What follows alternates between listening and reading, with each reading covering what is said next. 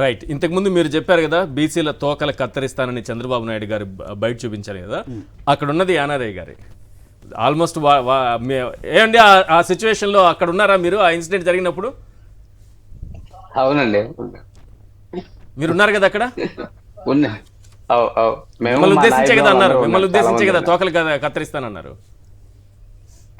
నేను మిమ్మల్ని చూసినప్పుడంతా ఒక్కటి నాకు హ్యాపీ అనిపించే విషయం ఏంటంటే, చంద్రబాబు నాయుడు గారు మీకు తోకలు కత్తిరిస్తానని మిమ్మల్ని అవమానిస్తే, జగన్మోహన్ రెడ్డి గారు మీకు ఉన్నతమైనటువంటి టీటీడీ బోర్డులో అవకాశం కల్పించి బోర్డు మెంబర్గా మిమ్మల్ని ఎక్కడైతే అవమానపడ్డారో మీరు అక్కడే తలెత్తుకుని గర్వంగా నిలబడేలా చేశారని అనిపిస్తుంది నాకు.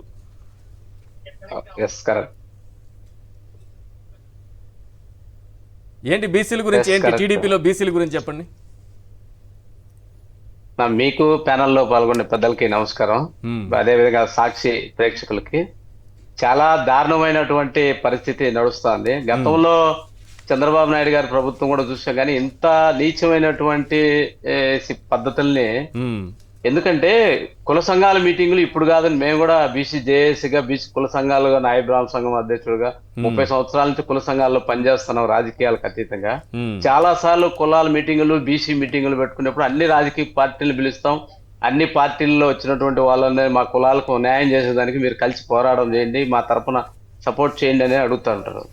నిన్న కేవలం గౌడ సంఘం మీటింగ్ కి, అది సామాన్యమైన మీటింగ్ కాదు, స్వాతంత్ర సమరయోధులు, బీసీల పితామహుడు సర్దార్ గౌతు లచ్చన్న, అసలు ఈ దేశంలోనే ఒక పేరుగాంచినటువంటి మహానుభావుడి యొక్క విగ్రహావిష్కరణలో పాల్గొనడం, దాంట్లో పాల్గొనడమే భాగ్యంగా అనిపించేటటువంటి పరిస్థితిని ఈ రోజు అక్కడ పాల్గొన్నటువంటి వ్యక్తుల పైన ఇంత దారుణంగా ఇంకిత జ్ఞానం లేదనేటటువంటి స్థాయికి. ఎందుకంటే అక్కడ పాల్గొన్న వ్యక్తులు కూడా పార్థసారథి గారు మా బీసీలలో చాలా సీనియర్ నాయకుడు, ఆయన కూడా గతంలో మంత్రి చేశాడు, బీసీ ఉద్యమాల్లో కానీ బీసీల పట్ల మంచి అభిప్రాయం ఉండేటువంటి.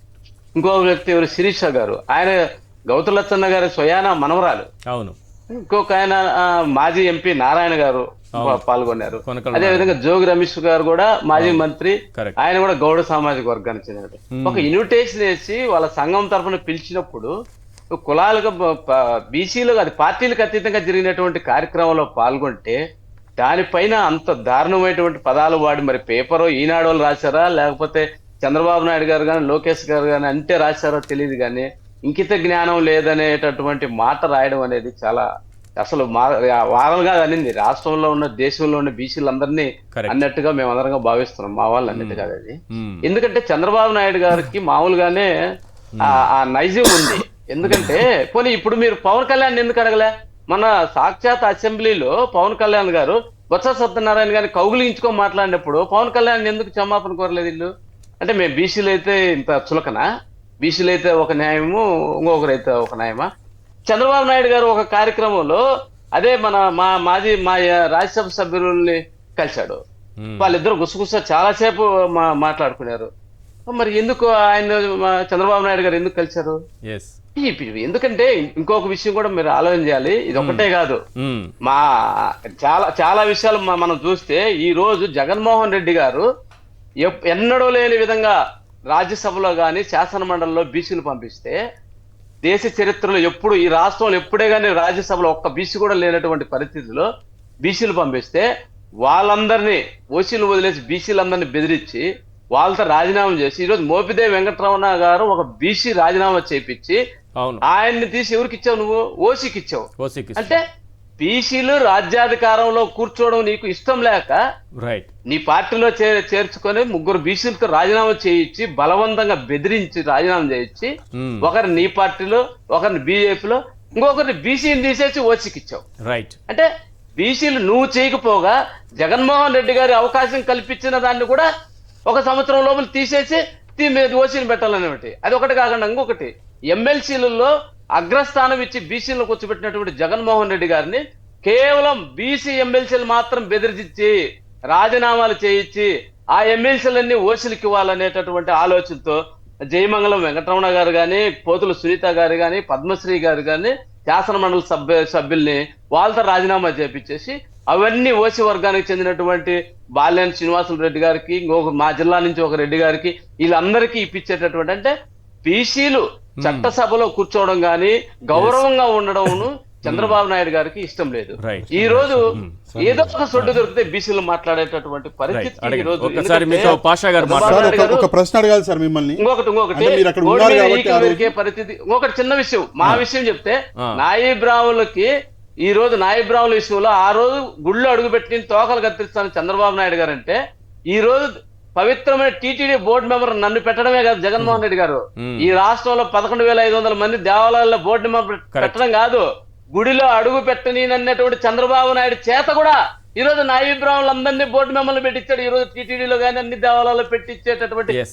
ఆర్డినెన్స్ తీసుకొచ్చి అంబేద్కర్ అయినటువంటి వ్యక్తి జగన్మోహన్ రెడ్డి గారు. Yes. ఎవరినైతే గుడిలో అడుగు పెట్టింది అన్నాడో చంద్రబాబు నాయుడు, ఆయన చేత్తోనే ఆయన నోరుతోనే నాయబ్రాహ్మణులు ఈ రోజు టీటీడీ బోర్డుల మెంబర్ పెట్టించినటువంటి చరిత్ర Super. జగన్మోహన్ రెడ్డి గారిది. Right. ఇది జీవితంలో మర్చిపోయేటటువంటి విషయం. Right. ఆ జీవోలన్నీ తెచ్చి ఉద్యోగాలు ఇప్పించినామని ఈ రోజు నా మీద కేసులు పెట్టారు. ఇవన్నీ తీసుకొచ్చి నాయబ్రాహ్మణులని అప్పుడు కేసులు పెట్టించేసి ఈ రోజు కేసులు కట్టించేస్తారు నా మీద, మా మీద. Right. ఆ జేఏసీల నోటి ఎవరెవరు ఉన్నారో వాళ్ళందరిపైన కేసులు కట్టించేసి తప్పుడు కేసులు పెట్టించేసి బీసీలకంతా ఇదే ఈస్ట్ గోదావరి జిల్లాలలో కేసులు పెట్టించారు. సార్ సార్ ఎంత ఒక దారుణమైన ప్రశ్న సార్ పరిస్థితి మిమ్మల్ని అంటే- మిమ్మల్ని మీతో మిమ్మల్ని పాషా ఇక్కడ గారు ప్రశ్న అడగాలి. మాట్లాడారు. ఇక్కడ మార్చి 6వ తారీఖు చెప్పండి. ఏబిఎన్ ఆంధ్రజ్యోతిలో ఒక ఆర్టికల్ వచ్చింది సార్, స్వర్ణయుగమే అని చెప్పేసి, అంటే బీసీ డిక్లరేషన్ తీసుకొచ్చిన రోజు స్వర్ణయుగం మొదలైంది అని చెప్పేసి ఆంధ్రజ్యోతి ఏబిఎన్లో రాసిండు. ఇది వెబ్సైట్ నుంచి నేను డౌన్లోడ్ చేసిన. మరి నిజంగా ఈ రోజు 7వ నెల నడుస్తున్నది, స్వర్ణయుగం ఎట్లుంది సార్? మొదలైందా? బీసీలకి స్వర్ణయుగం చాలా మొదలైందా? కష్టమైన ఒకటి స్వర్ణయుగం కాదు, జైలు యుగం వస్తుంది. బీసీలందరికీ అందరికి పార్టీలు పదవుల్లో ఉన్న వాళ్ళందరినీ తొలగించి ఎవరైనా ఆయనకి వ్యతిరేకంగా అడిగితే వాళ్ళందరినీ జైలు యుగం వచ్చేసింది. రెండోది ఒకటే మనం ఆలోచించాల్సింది, చంద్రబాబు నాయుడు గారు 3 సార్లు బీసీలకి చట్టసభలో రిజర్వేషన్ అని శాసనసభలో తీర్మానం చేసి రైట్ పంపించినటువంటి వ్యక్తి ఈ రోజు ఆయన వల్ల ప్రభుత్వం ఉంది కేంద్రంలో.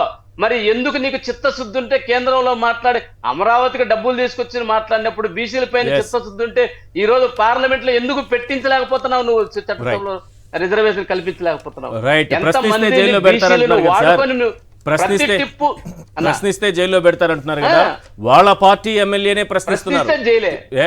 ప్రశ్నిస్తే జైలే, ఎంత ట్వీట్ పెడితే దారుణం జైలే, అంటే మా ట్వీట్ పెడితే పాఠశాల జైలే, క్షమాపణ ఇక్కడ మధ్య చెప్పాడు.